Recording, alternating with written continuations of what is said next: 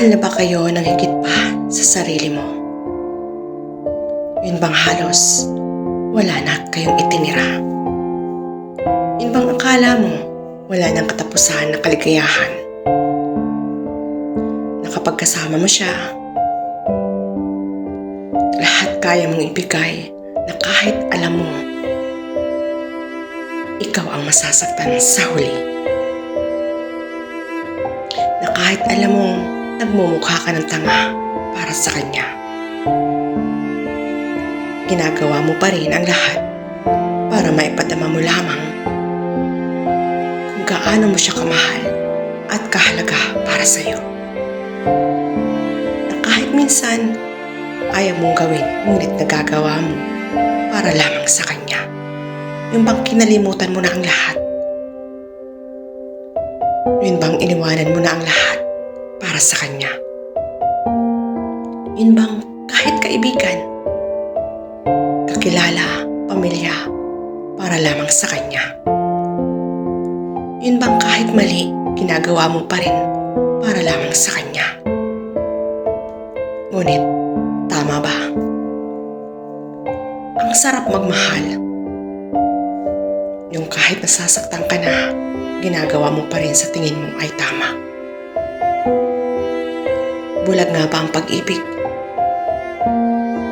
Nagiging bulag tayo sa dahilan nakakalimutan natin dahil sa sobrang pagmamahal natin sa kanya.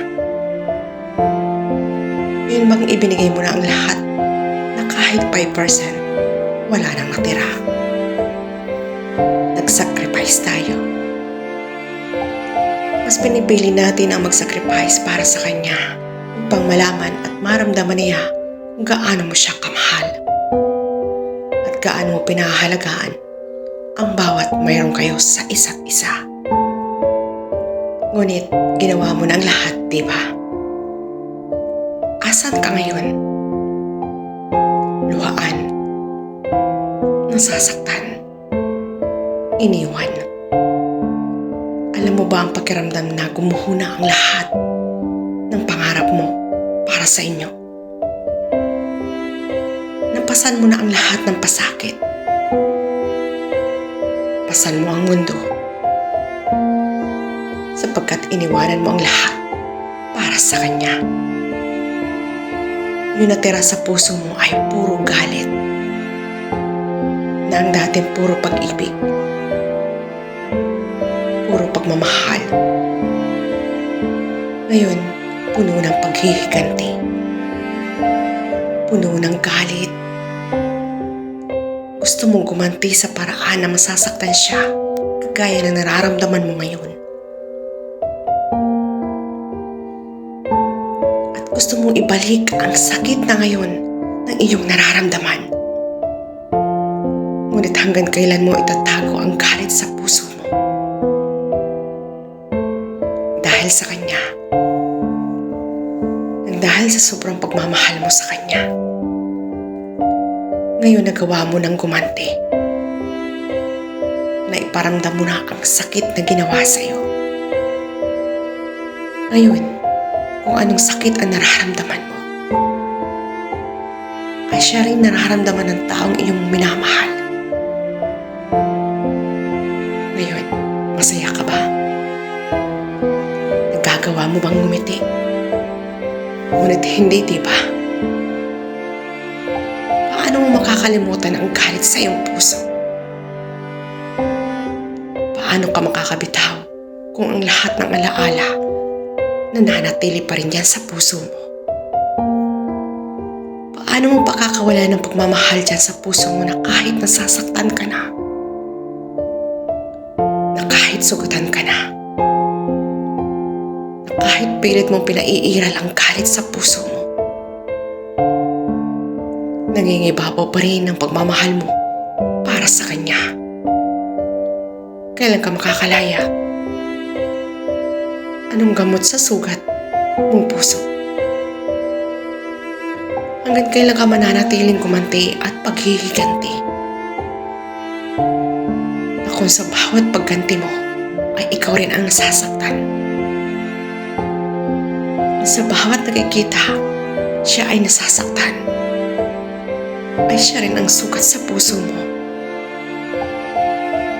Siguro oras na para tama na ang iyong mahalin.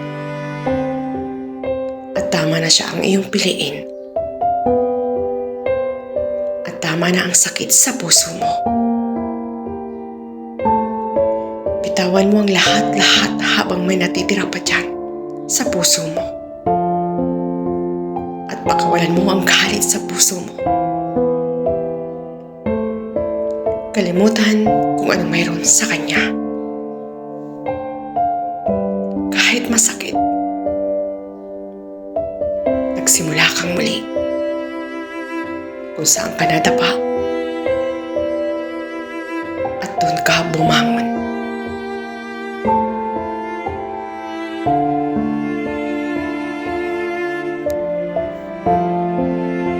Sabi ko sa lahat ng aking panalangin, hiniling kita na sana ikaw na yung taong aking mamahalin, na makasama habang buhay. At ikaw yung dumating at ibinigay sa akin ng bathala. Pinilit kong alamin ang lahat-lahat para sa iyo, na kung anong ngang bagay na gusto mo. Sapagkat ikaw yung taong gusto ko. At ikaw yung taong bumuo sa mundo ko. At bumuo sa pagkatao ko. Ngunit para bang kay ilap ng tadhana? Tila ba unti-unting nawawasak ang mga binuo kong mga pangarap? Akala ko ikaw na. Akala ko sigurado na. Ngunit nauwi sa unti-unting kawalan ng pagsuko at unti-unting pagbabago ng mundo. Na ang dating ikaw, ngayon, ang aking puso ay nagbabago. Na ang dating kalmado, ngayon ay nalilito. Kung kaya pa bang makaahon sa sakit ng aking iniinda. Sapagkat ikaw ang dahilan ng aking pagkabuo. Ikaw rin pala ang magiging dahilan ng pagkadurog ng puso ko. Pinili kong sumugal sapagkat akala ko ikaw na yung tamang tao. Yung taong minahal ko na akala ko ikaw na ang papawi sa takot ng aking puso. Ngunit hindi pala. Sapagkat di ka pala nakalaan para sa akin. At ikaw ay nakalaan para sa iba. Unang beses akong naniwala sa tadhana. Unang beses na ibibigay niya sa akin na pag-ibig na kusa. Akala ko tayong dalawa na. Ngunit akala ko ikaw na ang dudugtong sa aking kwento. At isusulat sa bawat pahina. Ngunit pwede bang subukan natin? Simulan natin ang palihim. Saka na natin sabihin kung sigurado na ang bawat nararamdaman ng bawat isa sa atin. Hindi man tayo ang nakalaan. Hindi man tayo ang nakatadhana.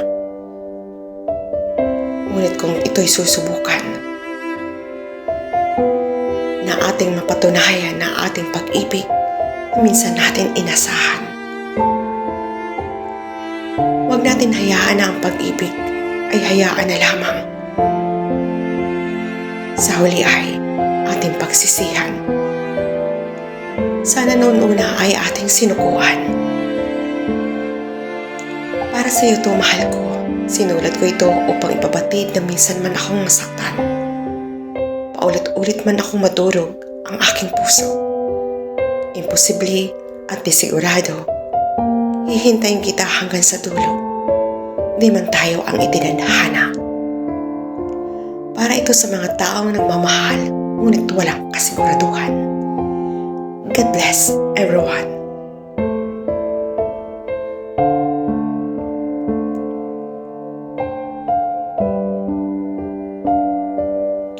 Nagmahal ako upang maharamdaman ko kung gaano magmahal at mahalin ng totoo. Nagmahal ako ngunit hindi ako umasa na may katugon ang aking nararamdaman. At nagmahal ako sa paraan na alam ko. Upang maramdaman mo ang pagmamahal ng isang taong nagmamahal ng totoo. At hindi ako naghihintay ng kapalit. Na alam kong sa huli, ako ang talunan. Ako ang masasaktan. Ngunit wala akong hinihiling, kundi ikaw. Wala akong ibang inaasam. Siguro deserve kong maging tanga na mahalin ka. Deserve kong masaktan. Deserve kong baliwalain. At higit sa lahat, deserve kong maging talunan sa huli. Luhaan, sasaktan. Na alam mong bawal, bakit mo pa hinayaan na pasukin ang mundo niya? Bakit mo pa hinayaan na guluhin ang buhay niya? Oo, minahal ka. Mahal ka, ngunit hanggang saan ka kayang mahalin? Hanggang kailan ka niya kayang ipaglaban? Hanggang kailan ka di masasaktan? At hanggang saan ang pangakong ikaw lang di ang nauna? Huwag kang tanga. Ang bawat hinihiram ay ibinabalik. Ang bawal ang kinin ay di dapat ang kinin. Dahil hindi ito para sa iyo. Hanggang kailan mo hahayaan na masaktan ka dahil sa taong iyong minamahal na sobra? At kaya ka bang ipaglaban sa sandaling dumating na ang oras na sino ang dapat niyang pipiliin? At sino ang dapat matira sa dalawang puso? Sa puso na may kahati, na ang tanging nakikiamot ka lamang ng pagmamahal at atensyon.